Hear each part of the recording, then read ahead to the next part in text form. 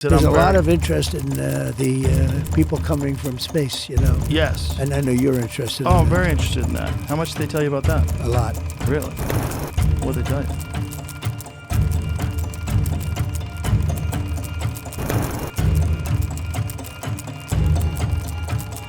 Ancient rock art featuring images of what looks like UFOs, entities with antenna and space helmets. Are these just images from the imaginations of our early ancestors, or were they documenting things they actually saw? And if so, where did these strange entities come from? These are ancient cave drawings that seem to show alien visitors.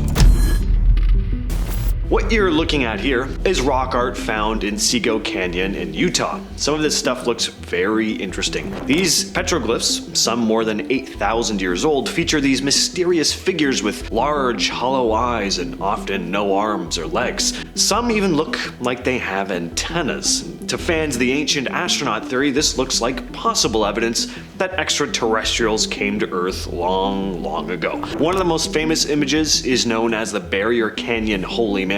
This one is very eerie. I mean, just what is this thing that the smaller, dark figures are surrounding? Is it meant to be a god, or could it be a depiction of something they really saw, something from another world? Well, researcher Polly Shafsma thinks that these figures were probably created as part of shamanic rituals, not encounters with aliens. That the figures with strange eyes and legless bodies might represent spirit beings or supernatural entities that shamans, spiritual leaders of the time, claimed to have contacted during trance-like states. According to Shafsma, shamans often believed they could travel to other realms using hallucinogens to connect with these divine beings for guidance.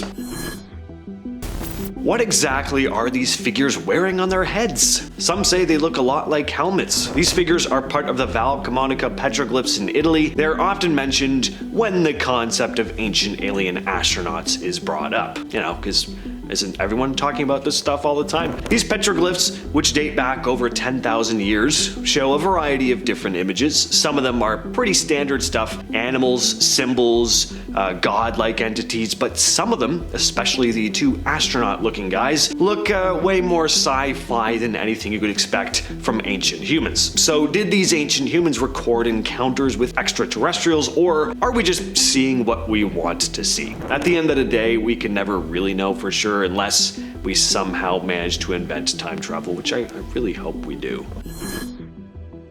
In the tribal Bastar region of Chhattisgarh, India, a set of ancient rock paintings were rediscovered in 2014, and they're pretty crazy looking. Discovered near the town of Charama, the paintings date back about 10,000 years, and archaeologist J.R. Bhagat was immediately fascinated by how much of them seemed to look like aliens and UFOs, and I definitely see it. Some seem to show humanoid figures with antennae descending from the sky, others seem to be flying in disc-shaped crafts with the 3 legs coming out from the bottom. In a few images, the figures are shown wearing what appear to be spacesuits. Now, Bhagat was pretty much full on with the alien stuff. He actually made it pretty clear that he thought there was a very good chance these paintings represented ancient humans' encounters with extraterrestrials, or at least their imagination of alien beings from out in the stars. Locals from the area also have legends of ancient beings known as the Rohela people, which translates to the small-sized ones. And they have stories of these entities landing in flying machines, abducting villagers and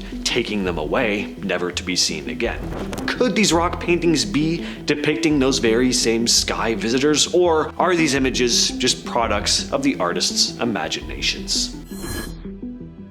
The Wandjina cave paintings of the Kimberley region in Australia have fascinated people for centuries. These paintings show figures with these large black eyes, white faces, and no mouths, often surrounded by halos or what sorta look like helmets. They're unlike anything we'd expect to see in Aboriginal art, which has led to this theory that these could be depictions of alien beings. Now, the Wandjina are considered powerful spirit beings in Australian Aboriginal culture, believed to have come from the sky during the dream time. They're said to have created the land and its people before disappearing into the earth or returning back to the stars. But it's really hard to look at these images here and not see your stereotypical alien, isn't it? Why are they painted this way? Could these ancient beings really have been extraterrestrial visitors? In the heart of the Sahara, there is a place called the Tassili N'ajjer, a massive sandstone plateau in southern Algeria. First of all, the landscape just looks otherworldly. It looks like another planet, which makes some of the rock art even stranger. The rock art, which includes about 15,000 paintings and carvings, is considered one of the richest archaeological sites in the entire world. The most famous part of the Tassili rock art is from what's called the Round Head period, which dates back around 6,000 to 8,000 years, and these images, they're definitely out there. The figures painted on the rocks have big round heads, no real facial features, and some even have strange, almost alien-looking features like this one here with the elongated head. Another famous image, known as the God of Safar, almost looks like a humanoid wearing some sort of strange suit. And some of the other figures look like they're wearing diving helmets or spacesuits. Of course, others argue that these could just be representations of ritualistic masks or ceremonial dresses from ancient times. Whatever they are though, these paintings give us an incredible look into the life in the Sahara thousands of years ago. The Cochno Stone is a massive 42-foot by 26-foot stone in West Dunbartonshire, Scotland, covered in strange, grooved spirals, geometric shapes, and over 90 mysterious cup and ring carvings. The markings are believed to date back around 5,000 years, making the stone one of the finest examples of Bronze Age rock art in Europe. It was discovered by Reverend James Harvey in 1887. What makes the Cochno Stone so intriguing is not just the sheer number of carvings on it, but some of the odd features like the pre-Christian cross, 2 pairs of carved footprints, each with only 4 toes. Why only 4 toes? Could this be a symbol, or could it mean some kind of otherworldly influence? In the 60s, the stone was repeatedly damaged by vandals, so in 1964, archaeologists decided to cover it up to protect it. The stone was buried for decades, but about 8 years ago, it started being unearthed again. And this unearthing, of course, brought a lot of attention to the mysterious carvings once again. Some theorists, especially those into the ancient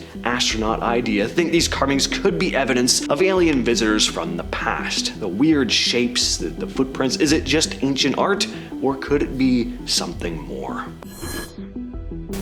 In the Talampaya National Park in Argentina, there's a mysterious collection of ancient petroglyphs carved into some of the rock faces. The petroglyphs date back thousands of years, with some estimates putting them around 2,000 to 3,000 years old. I mean, does this not look a bit like a person in a spacesuit to you? I mean, it's very rudimentary, but I could see it. Some of the figures also have large round heads with long thin bodies and arms. Others have bizarre elongated faces or oversized eyes. It could just be stylistic, of course, but it's easy to see why some people say these might be representations of ancient encounters with something from beyond.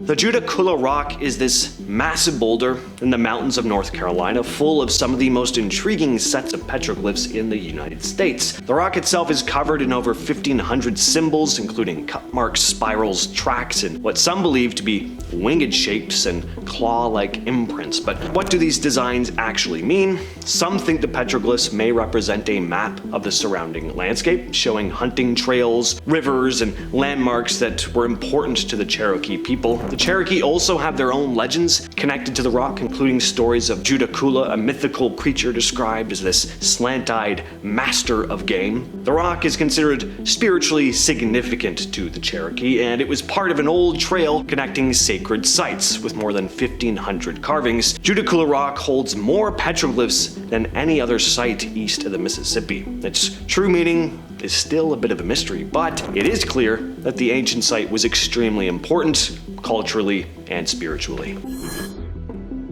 So we're going to go back to Sego Canyon for a moment to talk more specifically about the rock art created by the Fremont people. Sego County is a bit of a time capsule, with rock art from 4 different periods: Archaic, Fremont, Ute, and even some Anglo-American additions from the late 1800s. The Fremont style dates back around 600 to 1250 CE. It features these human-like figures that are pecked directly into the rock, and they're very strange looking figures. To me, some of them almost look like your classic 1950s style robots. Very boxy bodies, what almost looks like antennas sticking out of their heads, details that look kind of like buttons and knobs on their bodies. Again, could these figures represent something more than just ancient people? Could they be alien visitors or their technology? By the time the Ute style started coming about, around 1300 to the mid-1800s, the art had evolved to include more realistic depictions of animals, shields, and warriors, more standard stuff. And then, of course, we see the addition of graffiti by settlers and miners in the 19th century.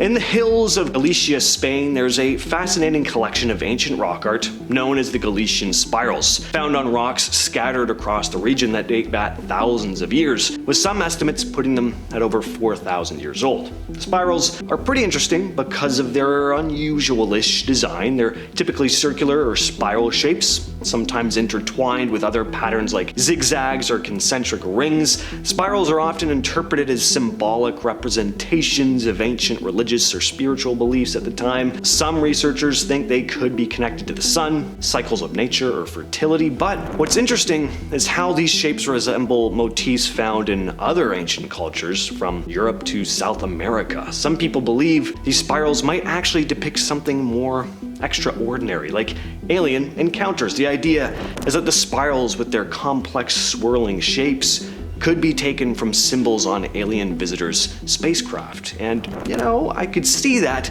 because of how similar these are across the world. Is this stuff humans were seeing everywhere? I mean, they had no contact with each other at the time.